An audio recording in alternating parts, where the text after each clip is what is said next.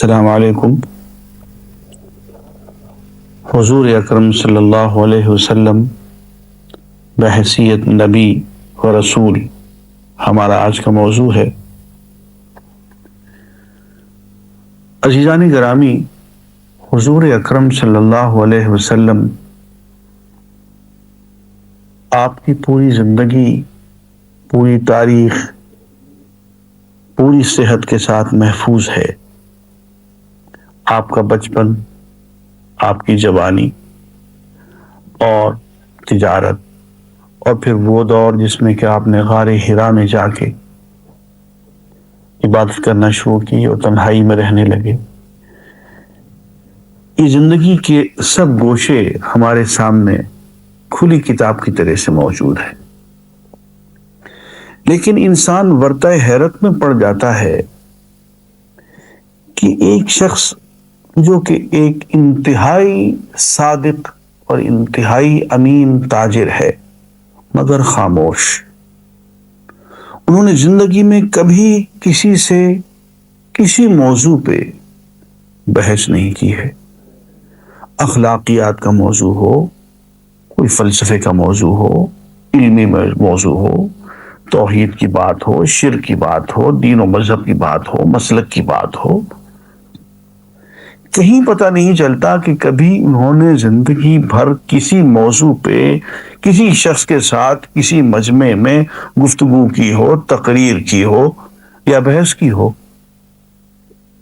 لیکن 40 سال کی عمر میں غار حرا جاتے جاتے اچانک ایک تبدیلی، ایک انقلاب کہ گفتگو کرتے ہیں اور لوگ انگشت بدنداں رہ جاتے ہیں۔ پڑھے لکھے لوگ، پڑھانے والے لوگ، سیانے لوگ، دانشور، خطیب، شاعر جب حضور کے سامنے آتے ہیں تو ان کی گھگی بن جاتی ہے،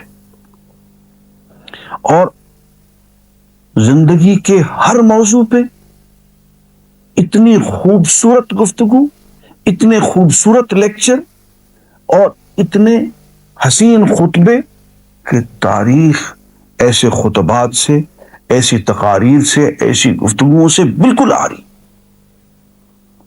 اور پھر زندگی بھر کبھی کسی مدرسے میں، اسکول میں، مکتب میں ایک لفظ بھی نہیں پڑھا، کہیں تعلیم حاصل نہیں کی، لیکن انتہائی پڑھے لکھے لوگ، خطیب، شاعر، معلم جب حضور کے سامنے گفتگو کرتے ہیں اور حضور کے لائے ہوئے کلام کے ساتھ اپنی گفتگو کا موازنہ کرتے ہیں، بڑے سے بڑا شاعر جب حضور کے کلام کو اور حضور کی لائی ہوئی وحی کو سنتا ہے تو سجدے میں گر جاتا ہے۔ حد یہ کہ وہ شاعر جو اپنے دور کا عظیم ترین شاعر کہلاتا ہے، جب حضور کے لائے ہوئے قرآن کو پڑھ چکتا ہے تو شاعری چھوڑ دیتا ہے۔ کوئی اس سے پوچھتا ہے کہ میاں تم تو اتنے بڑے شاعر تھے، کیا ہو گیا، تم نے شعر کہنا چھوڑ دیا؟ کہتے افبعد القرآن، کہ قرآن کے بعد بھی میں شعر کہوں، میرے شعر کی کیا حقیقت ہوگی؟ تو بڑے بڑے شاعر، وہ شاعر جن کے کلام کو سونے کی تاروں سے، سونے کے پانی سے لکھا جاتا تھا، ان کی حیثیت مدھم پڑ جاتی ہے، ان کے خطبات، ان کی گفتگویں وہ سب کے سب دھیمے پڑ جاتے ہیں۔ اور سنیں، وہ ذات گرامی جس نے ساری زندگی کسی سے جھگڑا نہیں کیا، کبھی ہاتھ میں تلوار نہیں لی، کسی جنگ میں حصہ نہیں لیا، اور سپاہیانہ زندگی کبھی نہیں گزاری، کہیں جنگی تربیت نہیں لی، لیکن اچانک ان کی زندگی میں اتنا بڑا انقلاب آتا ہے کہ انسان کی تاریخ اتنا بڑا جرنیل پیش کرنے سے آ رہی ہے۔ آپ سن کے حیران رہ جائیں گے کہ حضور اکرم صلی اللہ علیہ وسلم کی زندگی میں 83 کے قریب جنگیں آئی ہیں۔ وہ جنگیں جو حضور نے خود لڑی یا آپ کی نگرانی میں لڑی گئی، 83۔ آپ جانتے ہیں کہ ایک جنگ عظیم اول میں کتنے لوگ مارے گئے؟ لاکھوں کی تعداد میں نہیں، کروڑ سے زیادہ۔ جنگ عظیم دوم میں 1.5-2 کروڑ سے زیادہ لوگ مارے گئے۔ اور ادھر محمد رسول اللہ صلی اللہ علیہ وسلم ہے کہ آپ کا راستہ روکنے کے لیے بڑی سے بڑی طاقت آپ سے ٹکرائی، اس میں سلطنت روما بھی شامل ہے، لیکن ان 83 جنگوں میں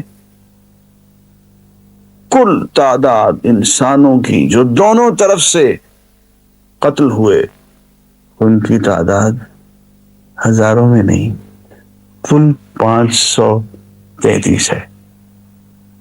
اور انسان ورطہ حیرت میں پڑ جاتا ہے کہ ایک شخص جو عالم انسانیت کا سب سے بڑا سپاہی، سب سے بڑا جرنیل ہے، وہ انسانی زندگی سے کس قدر پیار کرتا ہے کہ عظیم ترین جرنیل ہونے کے باوجود اس کے ہاتھ سے کبھی کوئی شخص قتل نہیں ہوا، سوائے ایک شخص کے جس نے ڈول کیا کہ حضور کے ساتھ تنہا مقابلے کا اس نے دعویٰ کیا اور للکارا حضور کو کہ کسی اور سے نہیں لڑوں گا، بہادر ہو تو تنہا خود آ جاؤ، کسی اور سے مقابلہ نہیں کروں گا، صرف محمد سے مقابلہ کروں گا۔ صرف اس شخص سے حضور کا مقابلہ ہوا اور 1 سیکنڈ کے اندر وہ شخص ڈھیر ہو گیا۔ عزیزان گرامی، فتح مبین، پورا شہر فتح ہوتا ہے اور بغیر خون بہائے فتح مکہ میں حضور اکرم صلی اللہ علیہ وسلم کی جنگی حکمت عملی اس قدر خوبصورت کہ انسان حیران رہ جاتا ہے۔ پہلی بات تو یہ کہ مکہ جنوب میں ہے اور مکہ کی طرف پیش قدمی کرتے ہوئے حضور شمال کی طرف چل پڑتے ہیں۔ یوں لگتا ہے کہ آپ شمال میں تبوک کی طرف جاتے ہیں، کبھی دائیں کبھی بائیں، کبھی ادھر کبھی ادھر، کسی کو پتہ نہیں کدھر جا رہے ہیں، اور اچانک مکہ پہنچ جاتے ہیں۔ اور مکہ پہنچنے کے بعد فوج کا رواج ہوتا ہے کہ ایک باورچی کھانا پکاتا ہے اور سینکڑوں اس کا کھانا پکا ہوا کھانا کھاتے ہیں۔ ایک چولہا جلتا ہے اور سینکڑوں لوگ کھانا کھاتے ہیں۔ آپ نے فرمایا کوئی شخص کسی دوسرے کے ہاتھ کا پکا ہوا کھانا نہیں کھائے گا، ہر شخص اپنا کھانا خود پکائے۔ اب یوں تو 10,000 کا لشکر تھا، 10,000 لشکر کے لیے زیادہ سے زیادہ 200-300 چولہے کافی تھے، لیکن 10,000 چولہے جل گئے اور مکہ کے ارد گرد اتنی بڑی آگ جلی کہ مکہ والوں کے دل دہل گئے اور بغیر جنگ کے انہوں نے ہتھیار ڈال دی۔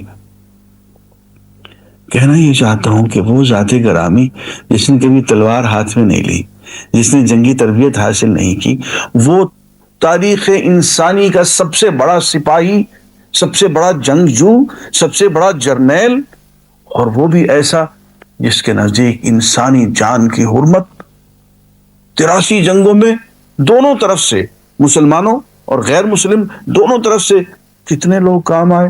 533۔